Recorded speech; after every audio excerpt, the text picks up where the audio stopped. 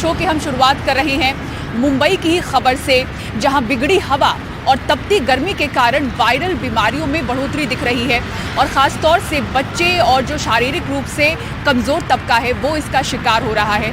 सामान्य बुखार से शुरुआत होती है, सांस की तकलीफ तक बात जाती है और फिर गंभीर अवस्था में कई लोग अस्पताल में भर्ती हो रहे हैं। देखिए मुंबई से ये रिपोर्ट।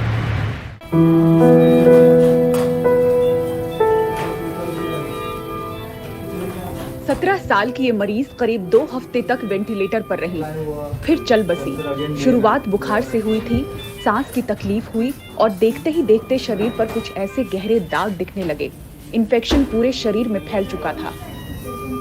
एडमिट होने के बाद में उसका जो रेस्पिरेटरी फेलियर, एक्सरे बहुत ज़्यादा खराब था उस बच्चे का। तो basically it is a case of pneumonia, जिसको हमने रेस्पिरेटरी बायोफाइल्स भी भेजा, उसमें इन्फ्लुएंजा भी पॉजिटिव है बच्चे का। एंड ओवरऑल बाकी की चीज़ें कॉम्प्लिकेशन जो हुई वो DIC वाला कॉम्प्लिकेशन है, जिसमें पूरे बॉडी में ब्लीडिंग वगैरह होना स्टार्ट होता है करके। और जो पेरिफेरी साइनोसिस स्टार्ट हुआ उसको, वो उसके कारण जो सीवियर सेप्सिस में जब हाई डोज आइनोट्रोप लगता है, वैसोप्रेसिन वगैरह, और सीवियर सेप्सिस और DIC का चीज़ें हैं, उन सब चीज़ों में इस तरीके के जो एक्सट्रीमिटीज कोल्ड होने, साइनोसिस होने के बाद में फिर पूरा का पूरा गैंग्रीन, ड्राई गैंग्रीन जिसको बोलते हैं, वो डेवलप हुआ है। मुंबई में 1 से 22 अक्टूबर के बीच डेंगू के 737 मामले दर्ज किए गए हैं, मलेरिया के 680, स्वाइन फ्लू के 51 और गैस्ट्रो के 263। रोज औसतन 4 से 5 मरीज डेंगू के आ रहे हैं। स्वाइन फ्लू यानी कि H1N1 के मामलों में 3 गुना बढ़ोतरी इस महीने हुई है। तो वहीं पूरे महाराष्ट्र में 1 जनवरी से 25 अक्टूबर तक इन्फ्लुएंजा के 3066 मरीज मिले हैं। 29 की मौत हो चुकी है और इस वक्त इन्फ्लुएंजा के 62 मरीज अस्पताल में भर्ती हैं। शहर में इस बार अक्टूबर महीना 34 से 36 डिग्री में तपता दिखा। वायरल बीमारियां बढ़ने के पीछे शहर के अनियमित मौसम और दूषित हवा को जिम्मेदार ठहराया जा रहा है। मुंबई के बड़े अस्पतालों में शामिल KJ सुमैया हॉस्पिटल में गंभीर अवस्था वाले बच्चे रेफर होकर आते हैं। बाल रोग विशेषज्ञ डॉक्टर इरफान अली के पास जब ये 4 साल का बच्चा पहुंचा तो हालत बेहद नाजुक थी। 10 दिन वेंटिलेटर पर रहा, अब डिस्चार्ज होने वाला है। डॉक्टर इरफान कहते हैं कि इस महीने ऐसी बीमारियों में बढ़ोतरी दिख रही है। अभी जो करंटली मौसम में जो चेंजेस हुआ है, लास्ट 7 से 10 दिन से काफ़ी गर्मी चालू हुई है, डे टाइम में काफ़ी गर्म मौसम है। इस टाइम पे अभी हमारे पास में काफ़ी पेशेंट्स आ रहे हैं जो बेसिकली तेज बुखार, खांसी, सर्दी, और कुछ पेशेंट तेज बुखार के साथ में सर्दी लगना, उनको मतलब चिल्स और राइगर्स के साथ में आते हैं। और जब हम लोग उनको कुछ पेशेंट्स को एडमिशन की भी ज़रूरत लगती है, बिकॉज उनका ओरल इंटेक बहुत पुअर रहता है। और जब हम ब्लड टेस्ट करते हैं तो उनके WBC काउंट लो रहते हैं, प्लेटलेट काउंट लो रहते हैं। फिर उसका आगे और टेस्टिंग करते हैं, जैसे डेंगू और मलेरिया के लिए। तो काफ़ी सारे पेशेंट डेंगू पॉजिटिव आ रहे हैं, NS1 positive dengue, IgM positive patients काफ़ी सारे एडमिशन हो रहे हैं। जो क्लाइमेट चेंज होने की वजह से कुछ वायरसेस, कुछ बैक्टीरियाज भी, उनकी ग्रोथ बहुत ज़्यादा बढ़ जाती है। तो जब इम्यून सिस्टम वीक रहता है तो उस टाइम पे वो वायरस या बैक्टीरिया पकड़ने का कोशिश करता है बॉडी पे, और उसकी वजह से इन्फेक्शन होता है और तेज बुखार आना और ये सब सिम्टम्स डेवलप होते हैं। डेंगू, मलेरिया, इन्फ्लुएंजा के लगातार बढ़े मामलों के बीच मुंबई में लोगों को अजीबोगरीब लंबा बुखार हो रहा है, जिससे चकत्ते और गुलाबी धब्बे भी शरीर पर नजर आ रहे हैं। कई दिनों तक शरीर तोड़ने वाले रहस्यमय बुखार से मुंबई के डॉक्टर भी हैरान हैं। मुंबई से पूजा भारद्वाज, NDTV इंडिया। और भाई ये प्याज की बात करते हैं। प्याज के दाम आसमान छू रहे हैं। बीते कुछ समय में 50% इसमें बढ़ोतरी देखी जा रही है। नवरात्रि के बाद अचानक ये दाम बढ़े हैं और व्यापारी भी नाखुश हैं क्योंकि इसकी बिक्री कम हुई है। देखिए रिपोर्ट। महंगा तो बहुत हो गया जी, हालत खराब हो गई है। पहले 30 रुपए ले रहा था, अब 60 रुपए, 25-30 रुपए था। जो 1 किलो लेता था वो आधा किलो ले रहा है। मंडियों में प्याज के दाम 25 से 30 रुपए किलो से बढ़कर 60 से 80 रुपए किलो हो गए हैं। जो लोग पहले 5 किलो प्याज 150 रुपए किलो में ले जा रहे थे, वही अब 300 से 350 रुपए में खरीद रहे हैं। प्याज रसोई की सबसे जरूरी चीजों में आता है। ऐसे में प्याज काटने पर आंसू आए या खरीदने पर लेना तो पड़ता ही है। त्योहारों के दौरान कीमतों पर काबू पाने के लिए सरकार ने गेहूं और प्याज की अतिरिक्त खेप जारी करने का ऐलान किया, लेकिन फिलहाल दाम न घटने से लोग नाराजगी जता रहे हैं। नहीं, महंगा तो बहुत हो गया जी, हालत ख़राब हो गई है। यहाँ सोचे थे 5 किलो लेके जाएंगे, भाई 1 किलो मांग रहे हैं। बहुत हालत ख़राब है। पहले 30 रुपए ले रहे थे, अब 60 रुपए, 25-30 रुपए था।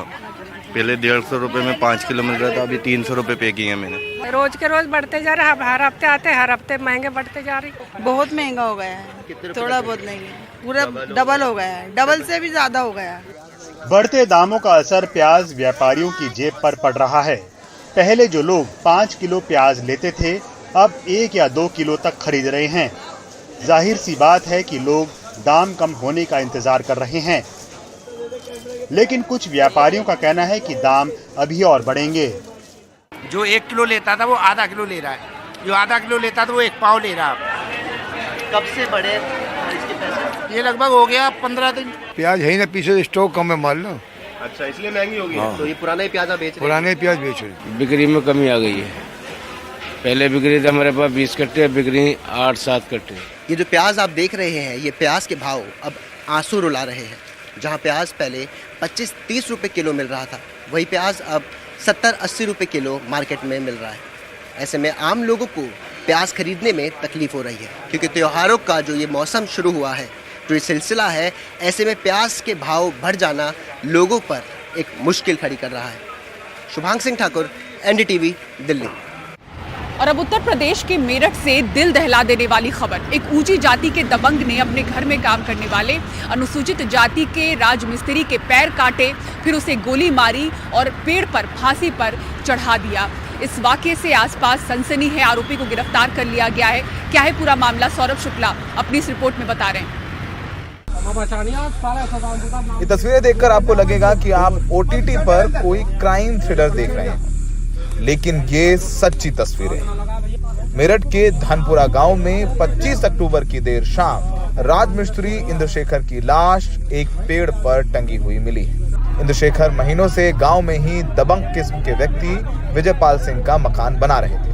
आरोप है कि पेड़ पर शव लटकाने से पहले इंद्रशेखर की हाथ बांधकर पिटाई की गई थी और उनके पैरों में भी गोली मारी गई।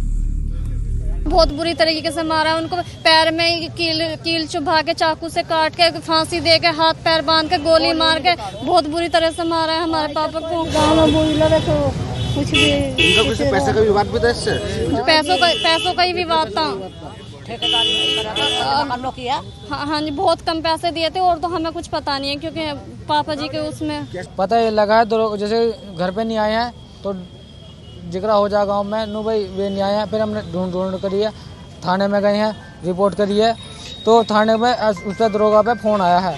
नो जी तुम फ़ोन क्यों कर रहे हो, उसका जिसने मारा, तुम क्यों फ़ोन कर रहे हो? हाँ नो, मैं तुम्हें फ़ोन करने वाला था।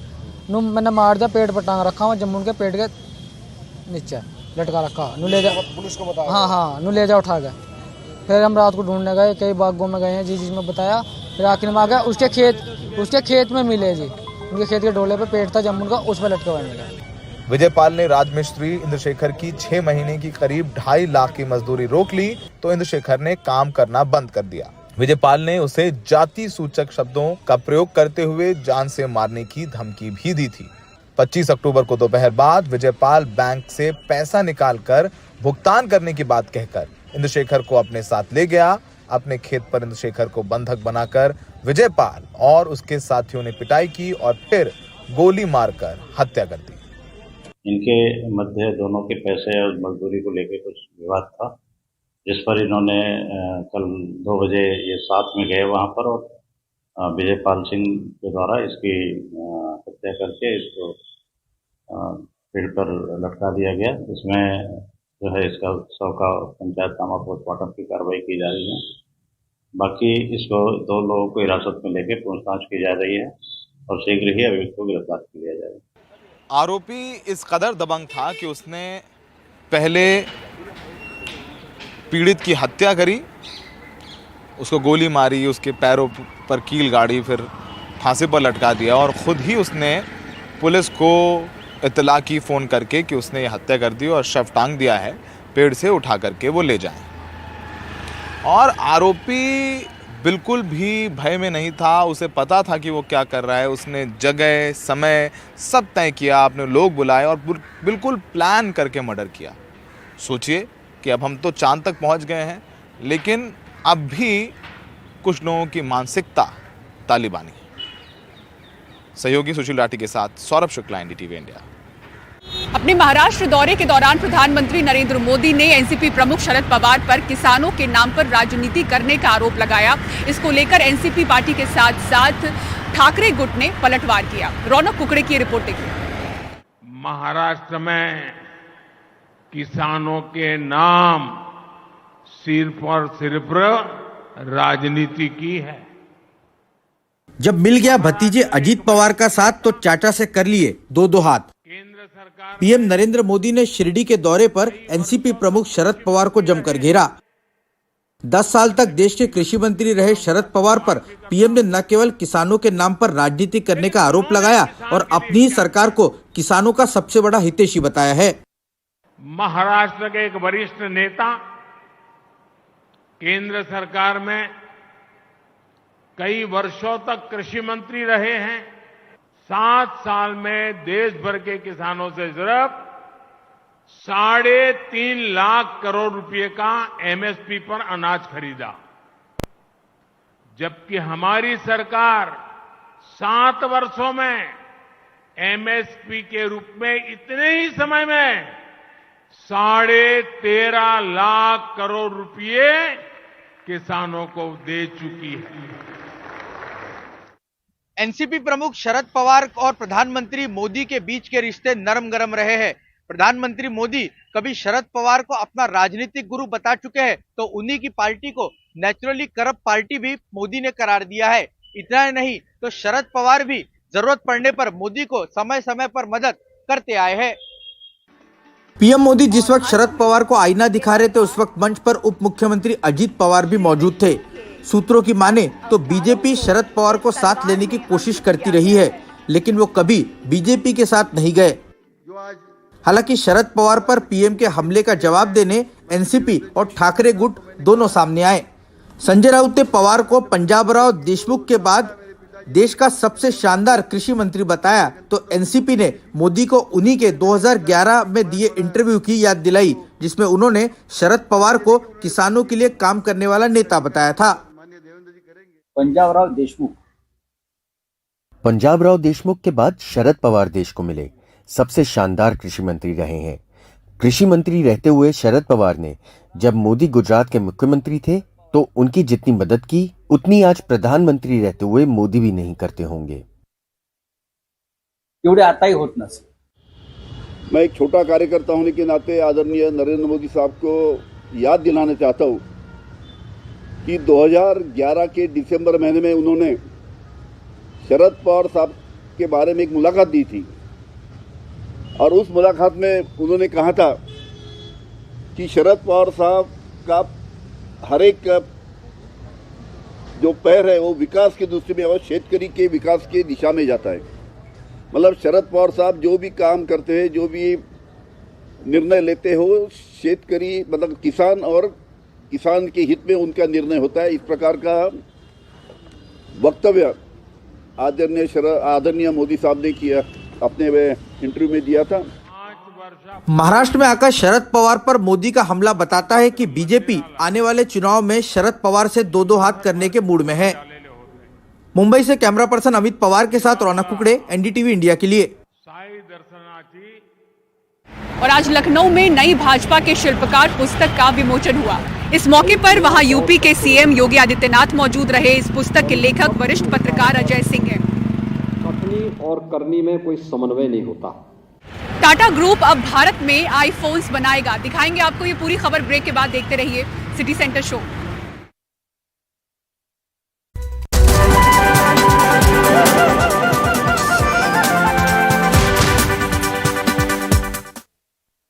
पिछले कुछ सालों से दिल्ली सरकार के स्कूलों के बच्चे 10वीं, 12वीं और अलग अलग एंट्रेंस एग्जाम में किस तरह से परफॉर्म कर रहे हैं, इसको लेकर खूब चर्चा चलती आ रही है। लेकिन इसी बीच आपको बता दें कि दिल्ली सरकार के स्कूलों के बच्चे पढ़ाई के साथ साथ अब किताब भी लिखने लगे हैं। देखिए रिपोर्ट।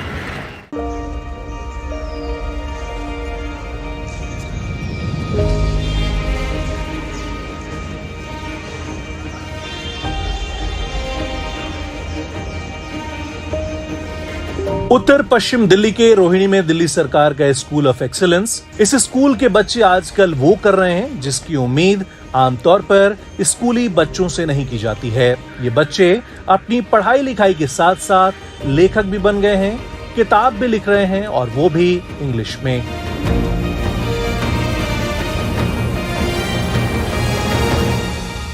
ग्यारहवीं में पढ़ने वाली कनिष्का घर को लिखने का शौक था, लिहाजा उसने अपने घर और आसपास महिलाओं के हालात देखकर उस पर किताब लिख डाली और ये संदेश दिया कि महिलाओं के लिए आत्मनिर्भर होना कितना जरूरी है। किताब है व्हाई विमेन सफर्स। हमें एक मौका मिला था ब्री बुक्स प्लेटफॉर्म से, एक राइटिंग फेस्टिवल सीजन चला था। तो जैसे मुझे बचपन मतलब 10th से ही मुझे शौक था राइटिंग का। I am more incline towards poetry and writing. So मैंने तब 10th से लिखना चालू किया। मैंने पोइट्री से स्टार्ट किया। मैं हिंदी में पोइट्रीज़ लिखती थी, देन मैं I shifted to English poetries. देन ये एक प्लेटफॉर्म मिलने के बाद मैंने सोचा कि क्यों ना अपनी राइटिंग जर्नी को थोड़ा एक बूस्ट दिया जाए। 11वीं में पढ़ने वाली खुशी पांडे के पिता मजदूरी करते हैं। खुशी जेके रॉलिंग की हैरी पॉटर से प्रभावित हैं और पिछले साल की गर्मियों की छुट्टियों में उसने रोमांच वाली किताब लिख दी जिसका मुख्य किरदार एक बच्चा है। तो मैंने जेके रोलिंग की हैरी पॉटर पढ़ी थी, तो उससे मैंने सोचा कि क्यों ना एक बुक लिखूं। और वैसे मैं एक ऐसी मतलब एक व्यक्ति हूँ, एक्सट्रोवर्ट कह सकते हैं हम इंग्लिश में, जिसको दूसरों से घुलने मिलने का बहुत शौक है, जिसको एडवेंचर का बहुत शौक है, क्योंकि मैं अपनी लाइफ को एक एडवेंचर तरीके से जीना चाहती हूँ। तो मैं कुछ मतलब हैरी पॉटर को मद्देनज़र रखते हुए मैं कुछ अपने आप मतलब सोच रही थी कि क्यों ना मैं कुछ ऐसा लिखूं कि लोगों को रोमांचक लगे, कुछ मोरल वगैरह दे। पिछले साल स्कूल के बच्चों ने किताबें छपवानी शुरू की थी। अब तक 180 किताब बच्चे छपवा चुके हैं। एक फिलॉसफी हम लेके आए हैं कि लेट देम ग्रो। हम अपनी तरफ से ज़्यादा इंस्ट्रक्शंस नहीं देते हैं, जो सजेशंस आते हैं उन पे काम करते हैं और उनको एक ओपन फील्ड हम देते हैं। तो you can say it's a result of that.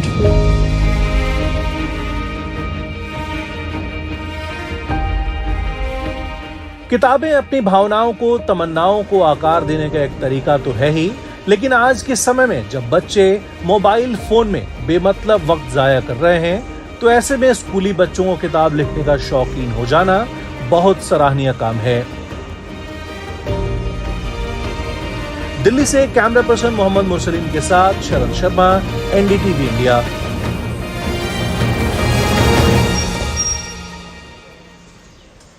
और टाटा ग्रुप अब भारत में आईफोन्स बनाएगा। एप्पल की सप्लायर विस्ट्रॉन की फैक्ट्री के अधिग्रहण की डील शुक्रवार को फाइनल हो गई। टाटा के टेकओवर के बाद भारत को एप्पल प्रोडक्ट्स के लिए अपनी पहली डोमेस्टिक लाइन मिल जाएगी। अब मेड इन इंडिया आईफोन दुनिया भर में बिकेंगे। Energy transition and supply chain transition। 1947 में जब पाकिस्तानी हमलावरों ने अवैध रूप से जम्मू कश्मीर पर कब्जा किया था, तब आज ही के दिन श्रीनगर में भारतीय सेना ने घुसकर इनके खिलाफ लड़ाई लड़ी थी। इसी उपलक्ष्य में दिल्ली में वीर गाथा समारोह हुआ। आसमान में ड्रोन्स के जरिए उस दिन को याद किया गया। छोड़े जाते हैं आपको इन्हीं तस्वीरों के साथ। पूरी टीम को इजाजत दीजिए। नमस्कार।